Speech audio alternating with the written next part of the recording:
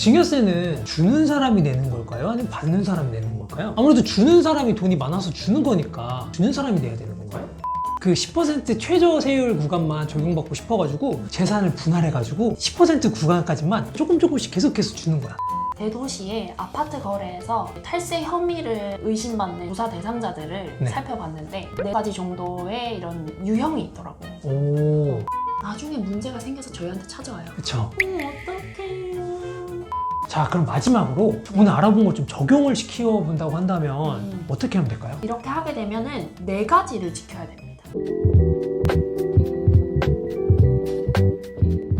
안녕하세요. 텍스메이트입니다. 경호쌤, 네, 호랑이는 죽어서 뭘 남겨요? 호랑이 죽어서 가죽을 남기죠. 아, 너무 뻔하다.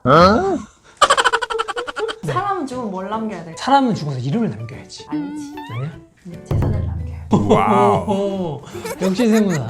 죽어서 남기는 재산에 대해서 무슨 세금을 내죠? 상속세를 내죠. 그렇지. 네. 근데 오늘은 상호세 얘기 안 할 거예요. 살아서 재산을 넘겨주면 내는 세금. 증여세죠. 맞아. 맞습니다. 어느 정도 이제 부를 쌓아놨다고 하시는 분들은 아무래도 증여에 대해서 많이 문의들 하시더라고요. 맞아요. 오늘 우리가 영상에서 알아볼 거는 증여를 하기 전에 증여에 대한 기본적인 지식 좀 알려드릴 거고 상식 수준보다는 조금 높게 근데 알아두면 유용하고 쓸모있는 증여세에 대해서 좀 알려드리고 그다음에 이제 증여세에 대해서 문제가 생겼을 때 어떻게 대비하고 어떤 플랜을 짜야 할지 알려드리도록 하겠습니다. 재산을 증여했을 때 우리나라가 증여세 세율이 좀 높은 편이에요. 그래서 뭐 하나 증여를 했을 때 세금 부담이 좀 크거든요. 네. 근데 아무것도 모르고 거래를 그냥 합니다. 맞아요. 나중에 문제가 생겨서 저희한테 찾아와요. 그쵸. 어떡해요. 걸리게 되면 원래 내야 됐던 세금이랑 거기 가산세를 내죠. 너 불성실하군 하고 페널티 성격으로 부과를 합니다. 근데 이게 왜 그런 걸까요? 모르기 때문에 그런 거예요. 사실 이런 거는 전문가를 찾아가서 해결하는 게 가장 빠르긴 한데 전문가를 찾아가던 스스로 해결을 하던 중요한 거는 기본을 알고 있어야 된다고 생각해요. 상속 컨설팅, 네. 재산 컨설팅 이런 게 유행을 하는 이유가 다 이유가 있다고 봅니다. 그럼 오늘은 알아두면 진짜 좋은 적게는 수백, 많게는 수천을 아낄 수 있는 증여세에 대해서 알아본다는 거군요. 네, 맞아요. 그럼 바로 알아볼까요? 렛츠고! 지훈쌤, 증여세는 주는 사람이 내는 걸까요? 아니면 받는 사람이 내는 걸까요? 아무래도 주는 사람이 돈이 많아서 주는 거니까 주는 사람이 내야 되는 건가요? 아니에요. 증여는 수증자인 받는 사람이 내야 돼요. 수증자가 뭐죠? 재산을 주는 자가 증여자가 되는 거고 재산을 받는 자는 받을 수 한자를 써서 수증자라고 하는 겁니다. 이걸 조금 혼동해서 사용하시는 분들도 좀 계시는 것 같아서 네. 이걸 일단 먼저 한번 짚고 갑니다. 그래도 나오는 질문이 증여세를 안 내면 안 될까요? 라는 질문인데 어떤 사람은 열심히 일을 해서 돈 벌어서 세금을 내요. 네. 근데 어떤 사람은 태어날 때부터 금수저야. 오... 부모한테 많이 받았어. 근데 그러면은 여기서 세금을 안 거두면 돈 버는 사람만 열심히 세금을 거게 되는 거잖아요. 네. 빈익빈 부익부. 빈익빈 부익부. 잘 사는 사람은 몇 세대를 걸쳐서도 잘 살잖아요. 그런 이유를 좀 생각해보시면 증여세가 만들어진 취지를 이해하기가 쉽습니다. 그리고 이제는 어떤 계획을 세워야 할지 생각하는 게 그 다음 순서인데 그렇게 해야 리스크를 감당하더라도 어떻게 내가 의사결정을 할지를 판단하는 게 쉬워집니다. 그럼 증여세는 그 공짜로 주는 재산에 대해서 몇 퍼센트 비율만큼 계산을 해야 되니까 그 부분이 중요한 거잖아요. 맞아요. 사실 현금은 되게 쉬운데 오늘 1,000만 원 받았어요? 1,000만 원 내일도 똑같이 1,000만 원이에요. 그럼 현금 말고 다른 재산들은 가격을 어떻게 매기죠? 이제 부동산 같은 경우에는 가격이라는 게 수시로 바뀌잖아요. 그래서 아파트로 만약에 치면 그 아파트를 부모님이 옛날에 사셨을 때 그 가격으로 해야 될까요? 이때 중요한 개념이 시가라는 개념인데 시세가라고 말하는 용어예요. 네. 증여의 경우에는 공짜로 주는 그 시점 그때의 시세 가격만큼 자식한테 무상으로 줬구나 하고 세금을 매겨야 됩니다.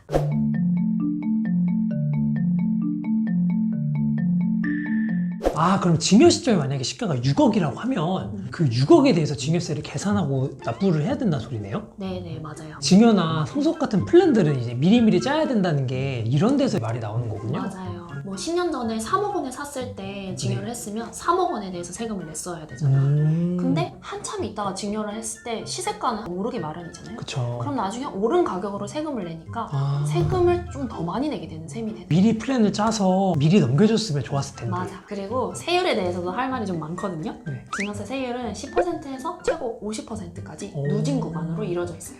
이런 분이 있어요. 그 10% 최저 세율 구간만 적용받고 싶어가지고 재산을 분할해가지고 10% 구간까지만 조금씩 계속해서 주는 거야. 증여세도 일반적으로 종합소득세 신고처럼 네. 1년마다 이렇게 카운팅 된다고 생각하시는 분들이 있는데 네. 전혀 아니에요. 증여세는 네. 동일한 증여자한테 받았잖아요. 네. 그러면 10년간의 증여에 대해서 모두 합산해서 신고를 해야 되거든요. 그러니까 10년치에 대한 금액을 다 합산해서 10년 단위로 이제 카운팅이 된다라고 맞아요, 그렇게 이해하면 될까요? 이런 이제 꼼수 같은 거를 막기 위해서 10년이라는 꼼수요? 세무사님 꼼수? 아 그럼 매년 1억을 10년 나누어서 주든 한 번에 10억을 딱 주든 최종 부담 똑같아요. 그리고 또 부모와 자식 직계 좀비속 간에는 네. 5천만 원까지, 미성년자는 2천만 원까지, 배우자끼리는 6억까지, 기타 친족에 대해서는 1천만 원까지는 증여세가 안 나와요.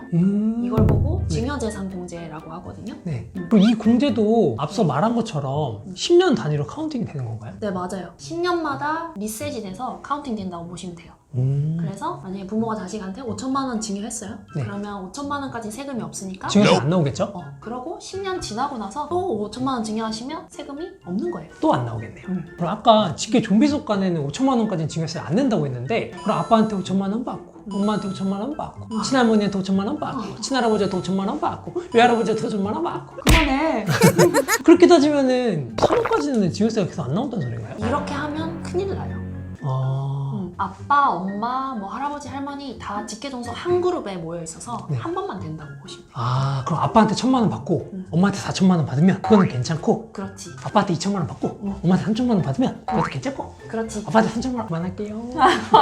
증여에 대해서 굉장히 뭔가 빠르게 한번 기초를 훑는 느낌이 들었습니다. 자 그럼 그 다음에 좀 민감한 얘기일 수 있는데 세무사님, 세무당국 국세청에서는 이 증여세에 대해서 어떻게 발견을 하게 될까요? 제가 알기로는 현금을 줄 때 계좌 거래를 하면 기록이 남으니까 걸리고 현금을 인출해서 주면 기록이 안 남으니까 이제 안 걸린다라고 생각을 하시는 분들이 많은데 이게 맞는 건가요? 꼭 그렇지만은 않아요. 왜냐면 부모가 1억을 뽑아서 자식한테 줬어. 네. 근데 뽑아서 줬으니까 기록이 없어서 네. 안 걸릴 것 같잖아요. 네. 흔적을 남겨요. 부모가 거래를 안 남기려고 뽑았어요. 근데 자식이 받아서 냉큼 자기 통장에다 넣습니다. 아, 그럼 이제 그 1억은 어떻게 생겨서 통장에 넣었니라고 이제 추적이 가능하다는 소리군요. 그러니까 결국에 이쪽에서 이쪽으로 간 거래 내역은 없는데 여기서 나갔고 여기는 들어왔고 맞아. 같은 날짜에 맞아. 누가 봐도 이거는 뽑아서 명백하다. 증거로밖에 보일 수가 없는 거군요. 맞아요. 이렇게 걸리는 경우도 있고 네. 현금을 뽑아줬습니다. 자식이 지갑에다 고이 모셔놨어요. 근데 나중에 그 돈 가지고 모아서 부동산 같은 걸 삽니다. 아, 그러면은 야 너 돈 어디서 넣었어? 이러면은 예전에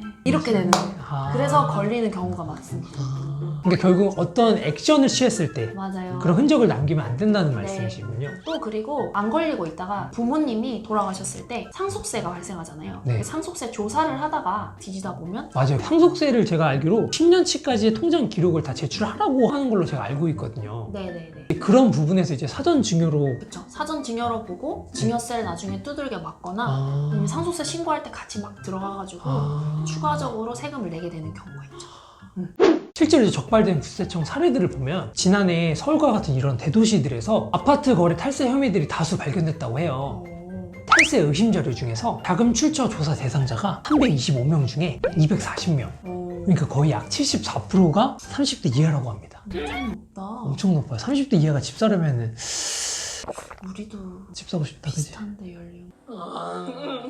연령대별로 분석을 왜 했을까요? 사실 여기에도 이유가 있는 겁니다. 30대 이하야. 우리 또래잖아요. 네. 어디서 여윳돈이 있어서 그런 부동산을 사고 뭘 하겠어요. 그러니까 결국 역으로 생각해보면 야 너 이거 증여받은 거 아니야?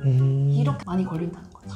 나이뿐만 아니라 결국 직업이나 자신의 소득 상태 아니면 사회적 평판 이런 것들을 다 고려해야 된다는 소리네요. 맞아요. 대도시의 아파트 거래에서 탈세 혐의를 의심받는 조사 대상자들을 네. 살펴봤는데 4가지 정도의 이런 유형이 있더라고. 오. 일단 첫 번째로는 집을 구입했습니다. 너 어디서 났니? 했더니 네, 제가 전세 살던 예전 집에 전세 자금으로 구입을 했습니다. 라고 합니다. 그 보증금? 전세 보증금으로. 아 그래요? 그럼 전세 보증금은 어디서 났죠? 라고 하면 나중에 밝혀지는 게 부모님한테 받은 거예요. 아, 전세 보증금을 받아가지고. 아. 그럼 그때 이미 증여가 일어난 거잖아요. 그렇죠. 세금을 안 낸 거지. 이렇게 역으로 추적되더라고요. 아. 두 번째는 그 받은 돈이 빌린 돈입니다. 갚을 겁니다. 그치. 이렇게 하는 거지. 그러니까 그렇게 얘기하면서 근데 나중에 보면은 이자를 낸 적도 없고 원금을 갚은 적도 없지. 이렇게 형식상 말로만 빌렸다고 하고. 빌렸다고 하고 실제로 보면 다 증여인 거예요. 그래서 걸려서 두들겨 맞는 경우가 많습니다. 맞습니다. 세 번째로는 본인이 사업자야. 이제 뭐 현금 매출이 좀 많았겠죠. 네. 그래서 매출 받았는데 신고 안 하고 벽장에 쌓아놓고 받아서 쌓아놓고 받아서 쌓아놓고 이건 뭐하지? 집을 샀어요. 그러면 사업소득으로 신고된 거보다 부동산 구입한 게 훨씬 많잖아요. 맞아요. 그럼 이거 어디서 났어요? 이러면 이제 자기 사업소득에서 세금을 누락한 게 이제 걸리는 거죠. 아. 소득세도 털리고 뭐 이렇게 되는 거죠. 모든 게 연결. 네 번째로는 사회초년생인데 이제 부동산을 구입을 해서 소득 대비의 부동산 이제 구입 금액이 높으면 비율로도 이제 역추적하는 경우도 있고. 앞서 말한 내용을 정리를 한번 해보자면 결국 이제 부동산을 어떤 경위로 취득을 했는지 그런 스토리가 있어야 되고 맞아요. 그리고 그 스토리 안에 자금의 원천, 부동산 구입 자금은 어디서 났는지 이 두 가지는 꼭 기억을 하고 있어야 된다는 말씀이십니다. 맞아요. 그뿐만이 아니고 역으로 추적하다가 네. 부모님이나 이런 친족들한테 불똥이 터서 그 사람들을 조사하는 경우도 생겨요. 어떻게 불통이 튀어요? 나한테 뭐 재산을 주셨는데 사업소득 대비로 봤을 때도 좀 적은 거지. 아, 그럼 아까 그것처럼 현금 누락을 많이 해서 그렇지. 아니 그럼 이거를 전부 다 자금 출처 조사를 할 수가 있어요? 그래서 어느 정도 선정하는 기준이 있어요. 기준.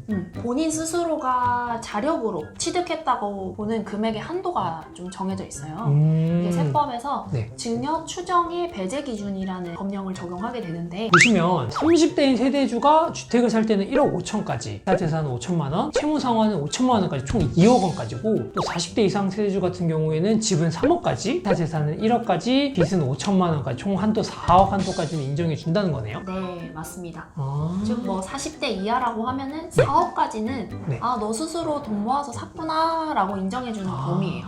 이걸 또 알고 있으면 증여나 재산 플랜을 짤 때 도움이 분명히 되는 부분이 있을 거예요. 자, 그럼 마지막으로 오늘 알아본 걸 좀 적용을 시켜 본다고 한다면 어떻게 하면 될까요? 첫 번째로는 본인의 나이, 뭐 소득, 사회적 평판 이런 걸 좀 골고루 고려를 좀 해야 됩니다. 너무 터무니없이 미성년자에게나 소득이 없는 사회초년생들이 재산을 증여받거나 이렇게 하면 차라리 세금을 안전하게 내고 진행을 하는 게 더 나을 것 같아요. 그리고 아까 말씀드렸던 것처럼 어릴 때일수록 미리미리 해놓으면 미리 받은 돈으로 뭐 어떤 재산 증식을 하게 되면 나중에 부풀려 놓은 돈은 애기 돈이 되는 거니까.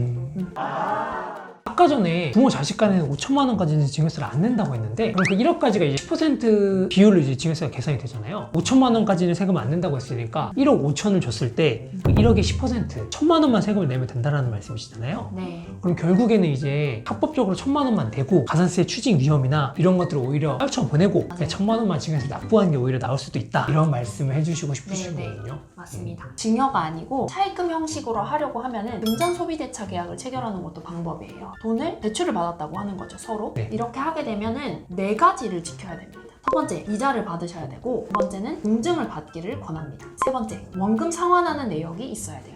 그리고 마지막으로는 이자 소득세를 내야 합니다. 돈을 빌려줬으면 당연히 네. 이자를 받아야겠죠. 네, 맞습니다. 세법에서 정하는 적정 이자율은 4.6%여서 은행 시중 금리보다는 좀 좀 높습니다. 높네요. 예. 공증을 하는 이유는 이제 이게 실제로 내가 차용을 했다라는 그런 의미도 있지만 나중에 국세청에서 소명을 하라고 할 때 지금 쓴 계약서가 아닌 이때 이 공증 날짜에 내가 정말로 차용을 했다라는 신뢰감을 줄 수 있는 그런 뜻으로 좀 이해를 해도 될까요? 맞아요. 서로 실제로 계약을 하고 네. 이제 제3자한테 공증까지 받았으니까. 받았다. 거기엔 날짜도 찍혀 있으니까. 그렇죠. 그리고 매월 꼬박꼬박 이자를 내야 되고 이자 내역 거래가 있고 원금도 네. 원금을 지급한 내역이 있어야지 그렇죠. 어떤 증거가 있겠네요. 이자를 주게 되면 거기에 대한 세금이 발생하는데 네. 이자 소득세를 내야 돼요. 27.5%로 세금을 떼고 지급을 해야 되는 겁니다. 그럼 그 1억을 만약에 빌렸다고 해서 이제 4.6%로 계산을 하면은 46만 원이잖아요. 연이자 46만 원에 아, 그럼 연이자 46만 원에 곱하기 27.5%는 이자 소득세로 세금을 내야 한다. 진짜 차입금인지 아니면 차입금을 가장한 증여인지를 네. 확인하기 위해서 실제 계약을 이제 실행을 하고 원금 최종 상환하기 전까지 국세청에서 쭉 사후 관리를 한대요. 아, 이게 진짜인지 아닌지. 네네네. 앞서 말한 4가지 방법을 꼭 네. 지켜서 이게 진짜 차용증이고 네. 증여가 아니라 네. 돈을 빌린 것이다 네. 라고 입증을 해야 되죠. 입증을 꼭 해야겠네요. 네, 맞습니다. 증여 이슈는 정말 많은 분들이 상담을 요청해 주시기도 하고 이게 세금 추징 시 금액이 어마무시해요. 맞아. 요즘같이 이런 정보의 홍수에서 누가 어떤 정보를 알고 있는지 이런 게 이제 세상 사는데 큰 차이를 불러오는 것 같아요. 맞아요. 그래서 오늘 저희 영상도 그런 흐름에 일조를 했으면 정말 좋을 것 같습니다. 오늘 저희가 준비한 영상이 유용하셨다면 구독과 알림 설정, 좋아요 부탁드리고 궁금하신 점 있으시면 이제 댓글로 남겨주시면 저희가 답변을 드리도록 하겠습니다. 탈세가 아닌 법 테두리 안에서 절세를 하는 현명한 납세자가 되는 그날까지 화이팅! 파이팅! 안녕! 안녕. 네. 사람은 좀 뭘 남겨야 될까요? 사람을 왜 죽여? 사람을 왜 죽여 갑자기? 금수저예요, 흑수저예요. 나는 흑수저지. 무슨 소리야? 금수저잖아. 이거 리스크 나오면 큰일 난다 야. 저는 흑수저입니다. 이게 증여가 아니가 아니가. 중요 아이가. 시작됐다 이제.